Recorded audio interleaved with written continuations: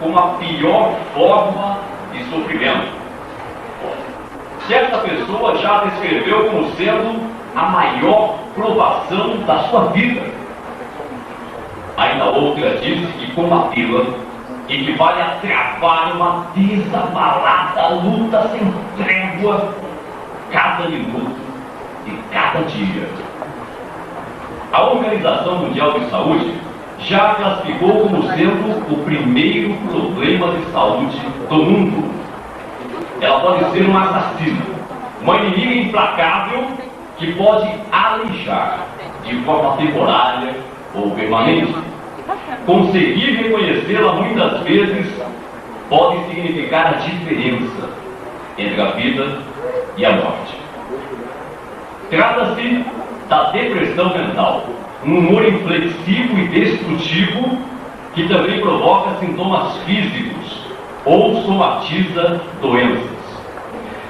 Só para você ter uma ideia do efeito devastador desse mal sobre a raça humana, vale ressaltar que a Organização Mundial de Saúde documentou que em 98 ela se tornou o mal mais comum entre as mulheres, superando o câncer de mama e as doenças cardíacas. Ao todo, são mais de 340 milhões de pessoas em todo o mundo, de ambos os sexos, que padecem desse sofrimento profundo, o equivalente a 2 vezes a população do Brasil. É dado certo que a cada ano surgirão mais de 2 milhões de novos deprimidos. Só no Brasil, há mais de 10 milhões de sofredores patológicos. As várias faces do mal incluem o mau humor permanente, a sensação de desconforto e a tristeza profunda, que ultrapassa de 2 a 3 semanas. Podemos dizer que essa doença, somada às demais, vem a potencializar o efeito de textos bíblicos, tais como Romanos 8:22 e 2 Timóteo 3:1. O primeiro texto diz que toda a criação junta persiste em gemer, e junta está em dores até agora. O segundo texto diz que nos últimos dias haveria tempos difíceis de manejar, e a depressão corrobora esse fato. Mas relacionado com esse tema, surgem algumas perguntas pertinentes. Por exemplo, qual é realmente a causa desse mal? Será que é tudo psicológico? É da cabeça da pessoa? É de ideias que ela cria na mente? Ou seria a depressão o resultado direto de problemas externos que nós temos na vida, tais como problemas financeiros, problemas familiares, doença, morte de alguém na família, solidão e assim por diante? Seria a depressão uma doença espiritual, uma evidência de falta de espiritualidade, falta de fé da pessoa, dando a entender que a pessoa que é zelosa na sua fé jamais cairia em depressão? Ou seria ela um problema de personalidade, uma falha de personalidade, subentendendo-se que a pessoa que é dinâmica, ativa, operante na vida, tem sucesso, esta jamais cai em depressão? O que é mais difícil de suportar? Estar numa cadeira de rodas, num leito hospitalar, ter falta de braços, pernas, ser aleijado, cego, surdo, mudo, ou ter depressão? Porque a incidência da doença é maior nas mulheres do que nos homens. A proporção é de 2 para 1. Para cada homem deprimido, há 2 mulheres com depressão. E, finalmente, como combater e tratar este mal e contribuir para que outros também o façam. É sobre isso que nós queremos falar hoje. Mas observaram bem o tema dessa palestra? Somos consolados em todas as nossas tribulações. Isso se dá porque o Deus da Bíblia, o Deus que criou todo o universo, cujo nome é Jeová, é também aludido na Bíblia como sendo o Deus de todo o consolo, em 2 Coríntios capítulo 1, versículos 3 e 4. Adicionalmente, a Bíblia diz também, em 1 João 5, que Deus é luz, e não há nenhuma escuridão em união com ele. Portanto, Jeová é um Deus iluminantemente esclarecedor.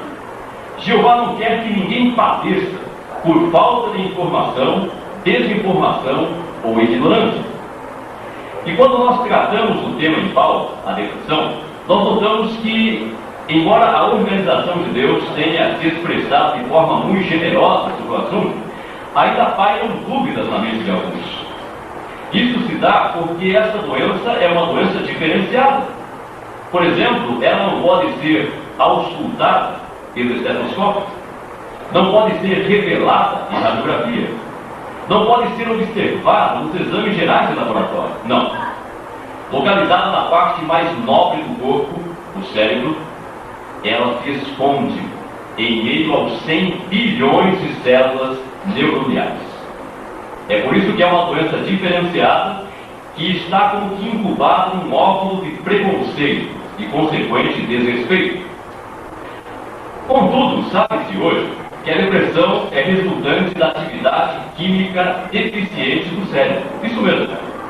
Por todo o cérebro, acham-se espalhadas o que os cientistas em décadas anteriores chamaram de aminas biogênicas. São compostos químicos que se localizam especialmente no sistema límbico do cérebro, o sistema que tem muito que ver com as emoções. Algumas destas aminas cumprem o papel de neurotransmissores, ou seja, carregam impulsos elétricos de uma célula para outra no cérebro. Entre estes neurotransmissores acham-se a dopamina, a norepinefrina e a serotonina. Em especial este último, o hormônio cerebral serotonina, é responsável por relaxar o corpo. Então a serotonina relaxa o corpo. De modo que pequenos distúrbios no equilíbrio desses neurotransmissores provocam efeitos significativos no pensamento, no comportamento e até no sistema imunológico da pessoa. De modo que a depressão é uma doença comprovadamente fisiológica. É uma doença física. Ela não é menos física do que o diabetes, nem mais mental do que a enxaqueca. É uma doença tão física como o resfriado comum. Tanto que em épocas passadas ela foi chamada de resfriado das doenças mentais, por ser tão comum. Podemos dizer que a pessoa deprimida, ela tem um baixo nível de neurotransmissores, ou seja, no cérebro dela, estes não são produzidos em quantidade suficiente, ou são destruídos em excessiva rapidez. Então podemos até ilustrar a situação com uma pessoa que está com muita fome. Imagine uma pessoa que está faminta, e que, em resultado desta fome, vem a apresentar alguns sintomas físicos, como por exemplo, vertigem, e também sintomas comportamentais, como irritação e nervosismo. Pois bem, diria que tal pessoa está com um problema psicológico, que é tudo invenção da cabeça dela? Ou será que é um problema real? Falta de alimentos? Pois bem, a grosso modo, pode-se dizer que a depressão é um sintoma da fome que o cérebro está passando por falta de neurotransmissores. Então é como um carro que está sem combustível. Não adianta você ficar dando a partida no carro, só vai arriar a bateria. De modo similar, não adianta dizer para a pessoa faminta que ela tem de ficar animada, pensar de modo positivo, ver a vida com alegria. Não adianta. Dê comida a ela que ela ficará boa. Do mesmo modo, não adianta dizer para a pessoa deprimida que ela tem de reagir, que ela tem de se esforçar, pensar de modo positivo. Não. O cérebro dela precisa produzir mais neurotransmissores. Só que nesse caso o problema não é tão fácil assim de resolver. Por exemplo, não é possível ir até um supermercado e fazer uma cesta básica de neurotransmissores e entregar para a pessoa doente. Não. Isso tem que ser produzido pelo cérebro dela. Então, como resolver o problema? Sobre isso falaremos daqui a pouco. Mas, nessa mesma linha de raciocínio, deve-se sublinhar que a depressão é também uma doença hereditária. Isso mesmo. Pessoas que têm problema de depressão na família pais, tios, avós com depressão têm maior probabilidade genética de incorrer na doença durante a vida. Podemos até ilustrar a situação com pessoas que nascem materialmente pobres em comparação com outras que nascem materialmente ricas. Você há de convir comigo que a pessoa que nasceu materialmente pobre tem maior probabilidade durante a vida de incorrer em dívidas em sentido financeiro e até mesmo de acabar na lista da assistência social do que aquela que nasceu materialmente rica. O ponto em questão é que a pessoa deprimida nasceu não materialmente, mas emocionalmente pobre. E por ser emocionalmente pobre, ela tem maior probabilidade durante a vida de incorrer em dívidas em sentido emocional do que a pessoa que nasceu emocionalmente saudável. É como o limite de um cheque especial. A pessoa que é depressiva, ela tem um limite muito pequeno na sua conta do seu banco de saúde.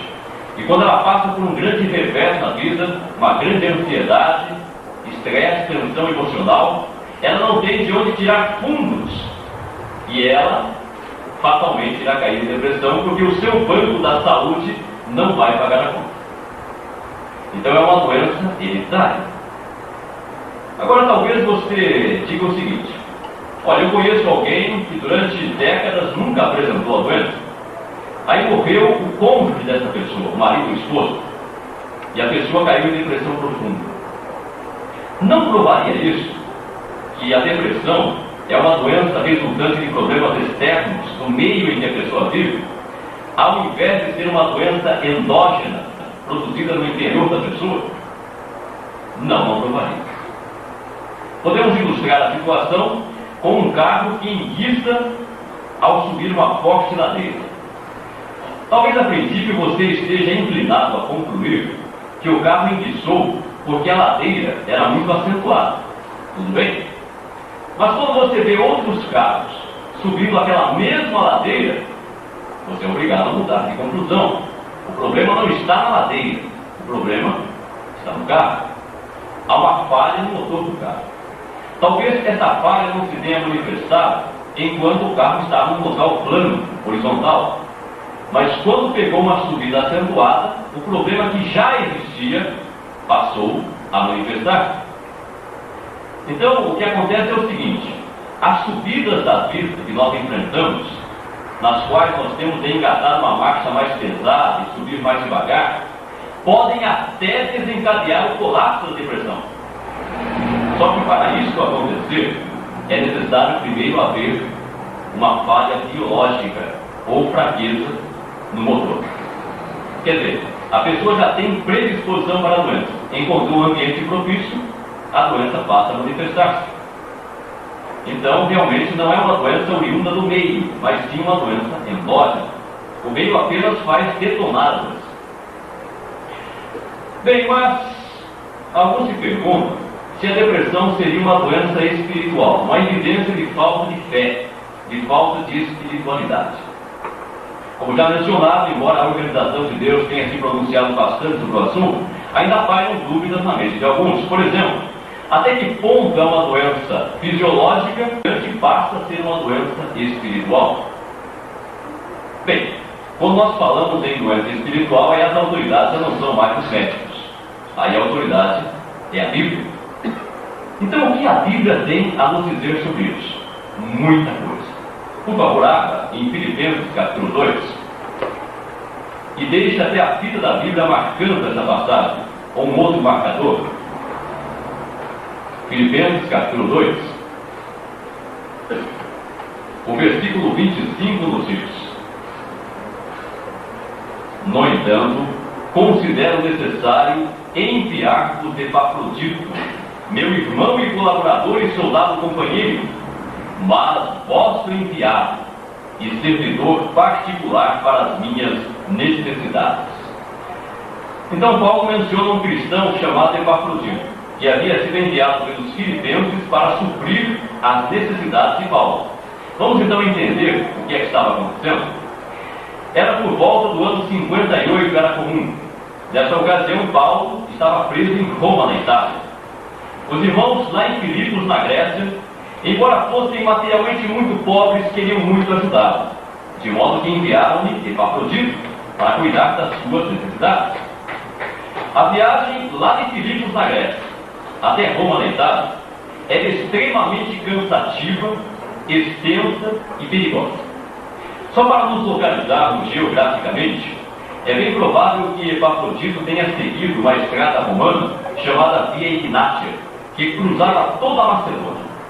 Aí ele deve ter cruzado o Mar Adriático, descendo até o calcanhar da Península Italiana. E finalmente deve ter seguido uma outra estrada romana, a Via Ápia, subindo até Paulo em Roma, na Itália. Foi uma viagem de mais de 1.200 quilômetros, numa só direção, que provavelmente levou mais de um mês, cobrindo de 30 a 35 quilômetros por dia, exposto às intempéries, como o frio, o vento, o calor abrasador, chuvas e tempestades, exposto a salteadores estradas. Talvez você se pergunte como foi que ele obteve pernoitos e mantimento numa viagem tão longa assim. Bem, havia naquele tempo o que os romanos chamavam de mutationes. Eram pontos de parada, ou tabernas, onde se podiam obter provisões materiais e pernoitar. Contudo, elas tinham uma reputação horrível. Eram frequentadas por assassinos, prostitutas, ladrões, carrascos, escravos foragidos, fabricantes de caixão. Havia um só copo para todos. E ninguém tinha uma mesa separada dos demais, nem uma cama só para si. Os quartos eram sujos, úmidos, superlotados e infestados de pulgas. Dá para imaginar o que era viajar naquele tempo? Epafrodito passou por tudo isso. Será que ele era alguém fraco espiritualmente? Bem, deixemos que Paulo fale mais sobre ele. Agora, o versículo 30, do mesmo capítulo 2. Nos diz assim: porque ele, Epafrodito, chegou quase a morrer por causa da obra do Senhor, expondo a sua alma ao perigo, a fim de compensar plenamente o não estarmos aqui para lhe prestar serviço particular. O verbo grego para expor, usado aqui por Paulo, é a palavra parabolizanos. Essa palavra é um termo da linguagem de jogatina e significa literalmente apostar, como se aposta hoje no loteria. Então, em outras palavras, Paulo disse que Epafrodito apostou a vida dele no serviço de Cristo. Será que ele era fraco espiritualmente? Mas ele ficou deprimido. O versículo 26 declara: visto que ele tem saudade de ver todos vós e está deprimido por ter ouvido que ele adoeceu. A palavra grega para estar deprimido é o verbo ademoneu. Indica uma condição confusa, desassossegada, muito perturbada. Só para você sentir a força desse verbo grego, vale mencionar que o único outro uso dele na Bíblia, no chamado Novo Testamento, ou Escrituras Gregas Cristãs, é em Mateus 26, 37, onde essa palavra foi usada para descrever, note, a agonia intensa de Jesus no jardim de Getsemane, pouco antes da sua morte. Então sentir a demoneu não era nada fácil, e Epafrodito ficou deprimido. A partir desse exemplo bíblico, nós podemos categoricamente asseverar que a depressão não é uma doença espiritual. Não tem nada a ver com falta de fé ou falta de espiritualidade. É uma doença fisiológica e deve ser encarada como tal. Tudo bem, mas vamos polemizar um pouco mais a situação. Digamos que uma pessoa, em resultado da depressão, não consiga frequentar reuniões cristãs como esta, e tampouco participar do Ministério Público de Evangelização que nós, testemunhas cristãs de Jeová, realizamos. E aí? Será que neste caso a pessoa não ficou fraca espiritualmente? Será que neste caso a depressão não comprometeu a espiritualidade dela? A resposta? Não necessariamente. A revista A Sentinela, de 11 de 88, página 24, menciona que há problemas de saúde, há doenças que podem limitar a pessoa a tal ponto. Então veja, nós podemos até comparar a situação com pessoas que estão no leito hospitalar, imobilizadas por aparelhos. É óbvio que nós entenderíamos porque tal pessoa não pode estar aqui conosco, frequentando uma reunião cristã, e muito menos participar do Ministério Público de Evangelização. O ponto em questão é que a pessoa com depressão profunda está numa situação bastante similar. Muitas nem sequer conseguem sair da cama. É por isso que podemos dizer que é muito difícil conseguirmos determinar aonde termina a doença fisiológica e aonde começa a doença espiritual. É muito difícil. Por isso que nós não podemos fazer julgamentos prévios. Nosso trabalho não é julgar, e sim ajudar. E como é que nós podemos ajudar alguém em tais circunstâncias? Novamente, a revista A Sentinela, de 15 de 10 de 88, página 30. Também a revista de 15 de março de novembro, também página 30. Elas mostram que em casos intensos é necessário ajudar a pessoa a procurar um especialista.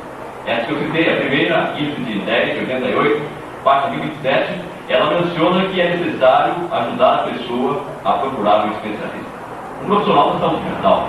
Assim como qualquer outra doença, a depressão não é diferente. Ela tem que ser tratada por um médico. As revistas mencionadas mostram que hoje a medicina psiquiátrica progrediu muito. Que muitas drogas psiquiátricas não são nem alucinógenas, quer dizer, não causam alucinações, não são tranquilizantes, ou seja, não dopam a pessoa, e também não são viciadoras, ou seja, não causam dependência. Apenas trabalham em corrigir desequilíbrios químicos do cérebro. E não é nenhuma derrota para o cristão ter que tomar antidepressivos. A situação é bem similar à de um diabético que tem que tomar insulina, ou de um hipertenso que tem que tomar remédios para pressão alta. Agora, talvez uma pergunta que tenha chamado bastante a sua atenção foi aquela: o que é mais difícil de suportar? Imagine que à minha esquerda existe uma pessoa numa cadeira de rodas. Essa pessoa, ela só consegue movimentar do pescoço para cima. Adicionalmente, ela foi afligida pelo mal de Parkinson e tem muitas dificuldades para falar, só fala em surdos. Ademais, ela é cega e tem problemas auditivos. Do outro lado, há uma pessoa que não tem nada disso. Você olha para ela fala, ela anda, ela gesticula, só que tem depressão profunda. E agora? O que é mais difícil de suportar nessas duas situações? Qual seria a sua resposta? Acha que teria uma resposta para essa pergunta? Eu não teria. Eu não tenho autoridade para responder uma pergunta dessa natureza. E duvido que alguém na Terra tenha. Porque qualquer resposta dada seria meramente subjetiva. Ou seja, teria que ver com o ponto de vista limitado e com a experiência limitada daquele que responde. Ou seja, a pessoa não está nem imersa ali naquela situação, se está numa ou não está noutra. Mas uma vez que a pergunta foi feita, é porque deve ter uma resposta. Caso contrário, não teria sido feita. E há uma resposta. A Bíblia responde a pergunta. Provérbios capítulo 18.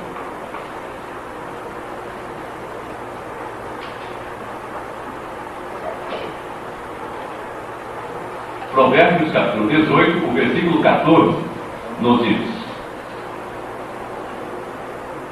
o espírito do homem pode aguentar a sua enfermidade, mas quanto ao espírito abatido, quem o pode suportar? Vamos refletir no texto. Aqui falou sobre o espírito da pessoa. A palavra espírito na Bíblia é uma palavra polissêmica, ou seja, tem muitas significações. No caso aqui em questão, significa a nossa disposição mental, a nossa inclinação mental. É por isso que às vezes falamos que uma pessoa tem espírito quieto, outras já têm um espírito agitado. Algumas têm um espírito jovial, alegre, outras têm um espírito sisudo, fechado. Então o espírito é isso, a disposição mental que cada um tem. O texto diz que quando essa disposição mental está intacta, é saudável, a pessoa pode aguentar a sua enfermidade. E não mencionou qual enfermidade, o texto é genérico, generalizou qualquer enfermidade. E isso é comprovado pela medicina, pela ciência médica.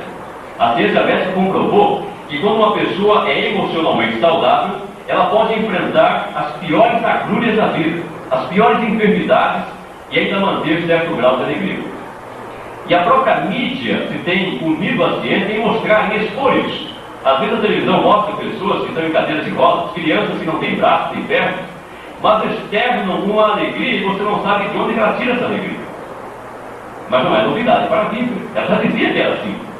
Que o espírito ou a disposição mental da pessoa, quando saudável, pode aguentar a sua enfermidade. Mas e quando a doença atinge justamente o espírito? Isso mesmo, a disposição mental da pessoa, a força motriz do indivíduo que lhe dá ânimo, alento, vida. Aí a pergunta desalentadora é que foi feita no final do versículo: quem o pode suportar? Vamos novamente ilustrar com o exemplo do carro. Só que desta feita pensa em dois carros. O primeiro carro tem uma pintura queimada e descascada. Falta-lhe uma porta. Os pneus estão todos furados. Só que, para sua surpresa, alguém entra no carro, dá partida e o carro pega. E a pessoa ainda sai dirigindo o carro, evidentemente com muitas dificuldades, mas o carro ainda sai, se locomove, fumaceando bastante e queimando bastante óleo. Bem, agora você vê um outro carro. Esse aparentemente é novo. Não tem nenhum defeito observável. Só que nem partida tem. Bom, então há um problema com esse segundo carro. Um problema elétrico. Porque se não tem nem partida, falta uma corrente elétrica para produzir a ignição do motor. Lembre-se de que a depressão é um problema elétrico. São poucos impulsos elétricos no cérebro da pessoa. Então a pessoa que tem depressão profunda pode ser como esse segundo carro. Você olha para ela e fala assim, não tem nada. Só que como esse segundo carro, ela literalmente, às vezes, nem consegue sair do lugar. Ao passo que a pessoa que não tem depressão profunda pode ser como o primeiro carro. Ser aleijada, ter problemas aparentes. Só que como aquele primeiro carro, ela consegue ir levando uma vida razoável. Aí você vê a falta de bom senso que seria chegar, se é uma pessoa deprimida, e falar para ela o seguinte: por que você está aí deprimida? Você tem um bom salário, você tem um bom marido, não falta nada para você, você devia ter vergonha. Há pessoas que estão em orfanatos, cadeiras de rodas, hospitais, asilos, e não estão assim como você. É verdade, há mesmo. Só que aquelas pessoas então não foram afligidas no espírito, na disposição mental. De modo que comentários assim não ajudam em nada. Só aumentam ainda mais a carga emocional da pessoa doente. Só aumentam ainda mais o seu sentimento de culpa. Mesmo porque são comentários anticientíficos e antibíblicos. A Bíblia e a ciência comprovam que a doença que ataca a disposição mental, a parte emocional da pessoa, o espírito, é mais poderosa e difícil de suportar. Agora, uma outra pergunta que foi feita: essa depressão seria uma falha de personalidade? Bem, para responder essa pergunta, eu gostaria de citar a revista Veja, no seu número de 26 de fevereiro de 97, também página 97.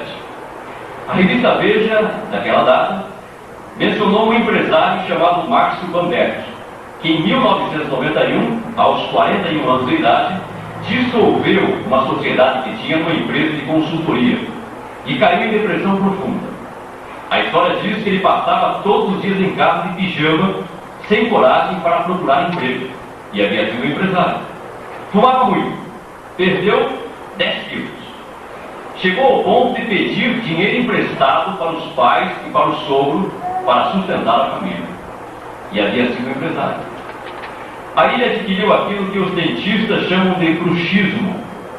Durante a noite, ao dormir, ele rangia os dentes de forma brutal. Em questão de pouco tempo, seus dentes lhe foram caindo um a um, inexoravelmente. E em questão de apenas 2 meses, restavam-lhe apenas 2 caninos e 2 premolares. Então Van Berg submeteu-se a uma terapia de 2 anos. Conseguiu recuperar-se, retomou a carreira e com sua nova empresa em 97 faturava R$60 mil por mês.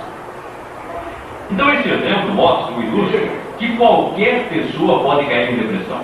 Independente da sua cultura, nível social, independente de qualquer coisa. É uma doença, não escolhe pessoas. Pode atacar um ancião cristão, um servo ministerial, também um pioneiro, como nós chamamos daqueles que pregam por tempo integral, um betelita, como chamamos daqueles que moram na sede mundial das Testemunhas de Jeová, ou nas suas filiais e congêneres, um superintendente viajante ou a esposa desse. Qualquer pessoa pode cair em depressão, desde que tenha predisposição genética para a doença e encontre o ambiente propício. Agora, as mulheres em especial devem ter se preocupado bem com aquela pergunta: por que a incidência é maior no caso das mulheres do que nos homens? Como já mencionado, a proporção é de 2 para 1. Bem, a ciência encontrou algumas respostas, e para nós, aqui valem 3 delas. Primeiro, é que o cérebro feminino é banhado, seus neurônios são banhados por menos serotonina, que é mais abundante no cérebro masculino. Então lembra-se daquele hormônio que faz o corpo relaxar, a serotonina? Existe em quantidade menor no cérebro feminino e é mais abundante no cérebro masculino. Uma segunda razão é a instabilidade hormonal, que é mais acentuada durante a vida nas mulheres do que nos homens. E uma terceira razão já é uma razão sociológica. Descobriu-se que as mulheres têm mais facilidade em revelar que sofrem depressão do que os homens.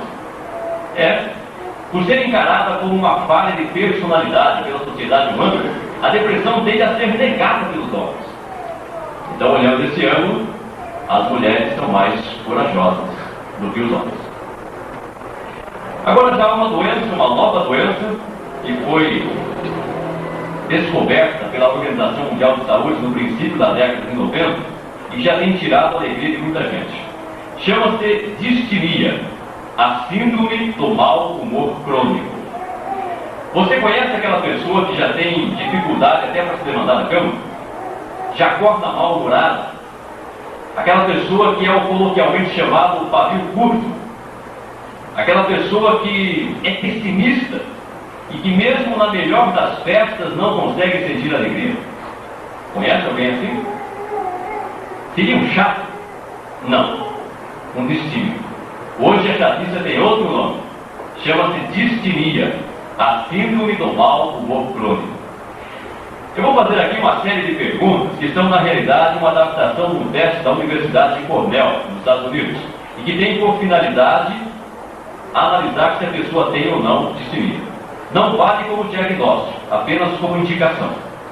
Então, ao ouvir as perguntas, procure responder para si mesmo ou para si mesma com um sim ou com um não, ok? Vamos às perguntas? Primeira pergunta: você fica chateado ou deprimido a maior parte do tempo? Isso vem acontecendo nos últimos 2 anos. Quando você fica deprimido, perde o apetite ou come demais? Você tem problemas para dormir ou dorme muito? Você fica sempre muito cansado? Você tem falta de energia para as atividades da vida? Você é uma pessoa introspectiva, não uma pessoa fechada, voltada para dentro, que vive sonhando acordado? Você sente como se estivesse sempre falhando e vive sempre se cobrando por causa disso? Você tem problemas para se concentrar? E uma 10ª pergunta: você tem problemas para tomar decisões? Se você respondeu sim, olha, há pelo menos 3 dessas perguntas, Não descarte a possibilidade de estar com disciplina. Mais de 5,7 milhões de brasileiros já foram estimados como tendo a doença. E muitos a têm e não sabem disso. Aliás, nenhum distímico acha que é doente. Ele acha que ele é assim mesmo, chato, rabugento. E não é isso. Não é problema de personalidade. É doença e tem tratamento. Bem, já falamos bastante sobre doenças. Vamos falar agora sobre soluções. Sim, sobre a maneira de Jeová de nos dar consolo. É interessante que certa pesquisa médica curiosamente revelou que a maneira em que nós pensamos pode influir na química do nosso cérebro. Isso mesmo. Conforme você pensa, você produz neurotransmissores diferentes. Vamos ter aqui um teste? Procure mentalizar um cenário bastante bonito, talvez utilizando até aqui essa paisagem. Imagine um cenário lindo, talvez um rio como este, ou uma linda campina, atapetada de grama verde. Sente nessa campina e acaricie o macio tapete vegetal estendido. Consegue sentir? À sua frente você vê dois animaizinhos brincando. São dois cachorrinhos. Eles são bem gordinhos, engraçadinhos. Um pula por cima do outro, tropeça, cai, se levanta. E logo mais à sua frente, você vê, na linha do horizonte, um majestoso pôr do sol.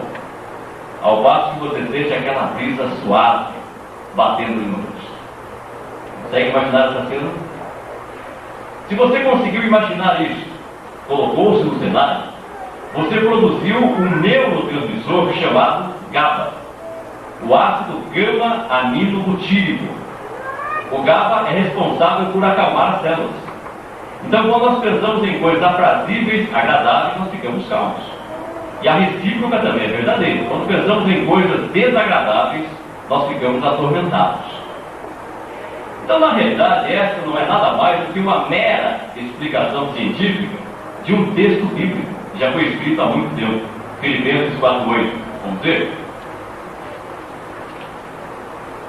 Filipenses capítulo 4, versículo 8 diz: por fim, irmãos, todas as coisas que são verdadeiras, todas as que são de séria preocupação, todas as que são justas, todas as que são castas, todas as que são amáveis, todas as coisas que se fala bem, toda virtude que há e toda coisa louvável que há, continuai a considerar tais coisas. Então veja, quando nós aplicamos esse texto, nós evitamos muitos males emocionais e espirituais.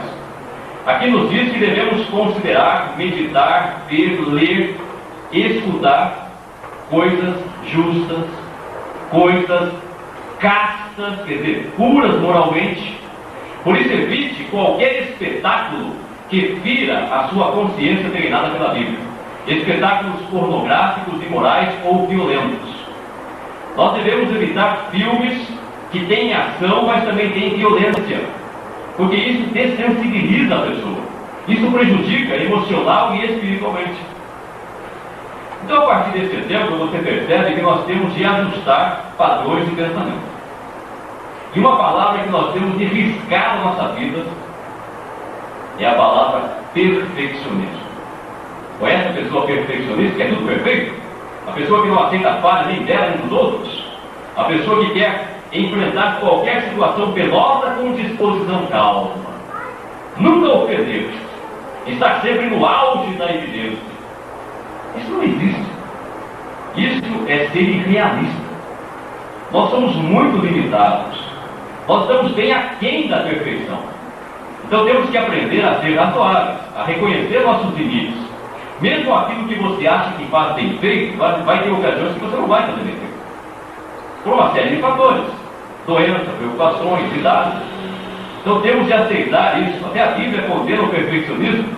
Lá em Eclesiastes 7,16 diz: não te tornes justo demais.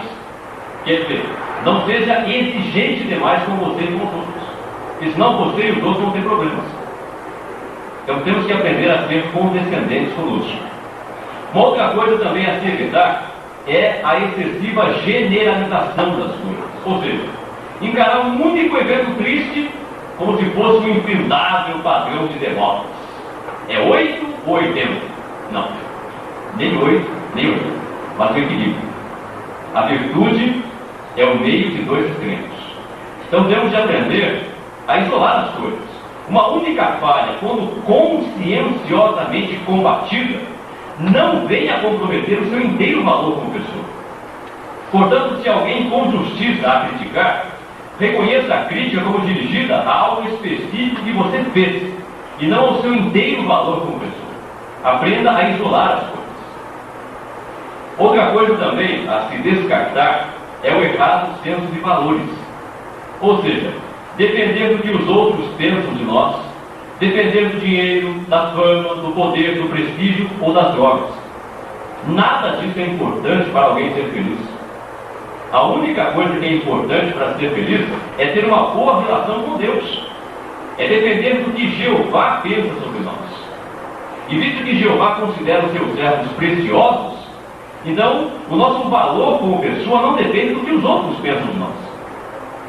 Temos de aprender a pensar corretamente, a priorizar as coisas. Também devemos aplicar Filipenses 3, 13 e 14. Vamos ver? Filipenses capítulo 3, versículos 13 e 14.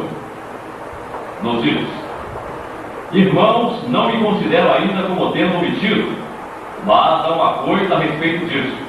Esquecendo-me das coisas atrás e esticando-me para alcançar as coisas na frente, empenho-me para alcançar o alvo do prêmio da chamada para cima da parte de Deus por meio de Cristo Jesus. Observou aí o versículo 13, a expressão usada por Paulo, esquecendo-me das coisas atrás? Isso indica que nós devemos evitar remoer o passado. Passado é passado, ponto final. Não traga o passado ruim para o presente, você vai sofrer duas vezes. Temos de aprender a ser perdoadores. Perdoar tanto a nós próprios por algum erro passado que já vencemos, pelo qual já fomos perdoados, e também a outros.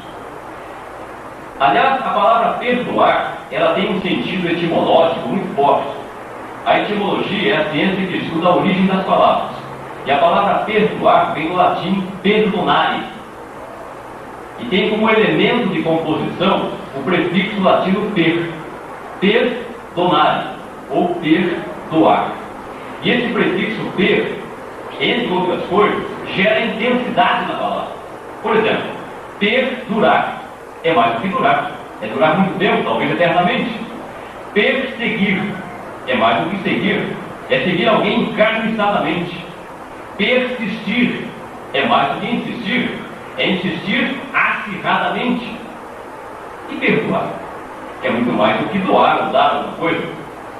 É dar totalmente o pleno reconhecimento de que você não tem mais nenhum resquício de ódio, raiva, ira ou ressentimento de alguém. Isso é perdoar. E a pessoa que é perdoadora evita muitos males emocionais e espirituais. E por fim, nós temos de evitar a ideia promovida pelo diabo de que nós não valemos nada e de que não somos amados por Deus. Se a vida nesse sistema de coisas lhe tiver ensinado a encarar-se como um obstáculo desanimador demais, mesmo para o amor imenso de Deus superar, ou que as suas boas obras são insignificantes demais para serem notadas mesmo pelos olhos deles que observam tudo, ou que os seus pecados são enormes demais para serem cobertos mesmo pela morte do Filho precioso dele, então a vida lhe ensinou uma grande mentira. Rejeite mentiras assim com toda a repugnância que elas merecem. Ao contrário, fixe a sua mente no amor de Deus por nós, que foi belamente ilustrado por Paulo aqui em Romanos, no capítulo 8. Romanos, capítulo 8, inicialmente os versículos 31 e 32, que nos dizem: que diremos então quanto a estas coisas? Se Deus é por nós, quem será contra nós? Aquele que nem mesmo poupou o seu próprio Filho, mas o entregou por todos nós, por que não nos dará também com ele bondosamente todas as outras coisas? Então veja, Jeová não poupou o mais caro, o mais dileto, o mais precioso tesouro do seu coração. Para quem já deu o mais caro, o que é dar o paraíso na terra? Ou a vida eterna? O E é o paraíso na terra ou a vida eterna comparados com o Filho de Deus? Então veja o amor de Deus por nós. Agora o versículo 35. Quem nos separará do amor do Cristo? Acaso tribulação, ou aflição, ou perseguição, ou fome, nudez, ou perigo, ou espada? 38 e 39. Hoje estou convencido de que nem a morte, nem a vida, nem anjos, nem governos, nem coisas presentes, nem coisas por vir, nem poderes, nem altura, nem profundidade, nem qualquer outra criação será capaz de nos separar do amor de Deus, que está em Cristo Jesus, nosso Senhor. Nem a morte pode separar-nos do amor que Deus tem por nós. Aqui não fala do seu amor por Deus, mas fala do amor de Deus por você. Porque o nosso amor por Deus acaba assim na morte. Que Eclesiastes 9, 5 e 6 diz que na morte não tem amor, não tem inveja, não tem ciúme, a pessoa está dormindo. Mas o amor de Deus pela pessoa nem a morte destrói. Foi como diz Jó 14, 15, no tempo devido de Deus, ele terá saudade do trabalho das suas mãos e irá ressuscitar a pessoa de volta à vida. Que Deus maravilhoso é Jeová. Portanto, quando passar por dificuldades, tribulações ou provações, tenha sempre presente que Jeová o ama pessoalmente. Ele conhece as suas limitações e não permitirá algo além daquilo que você pode aguentar. Também encare os problemas da vida como um refinador da fé.